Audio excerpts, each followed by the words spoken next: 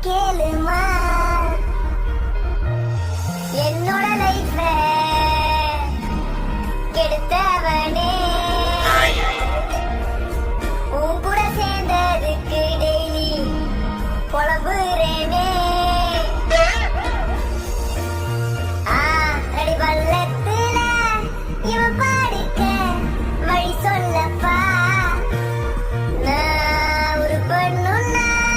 இவனை விட்டு விலகணும்பா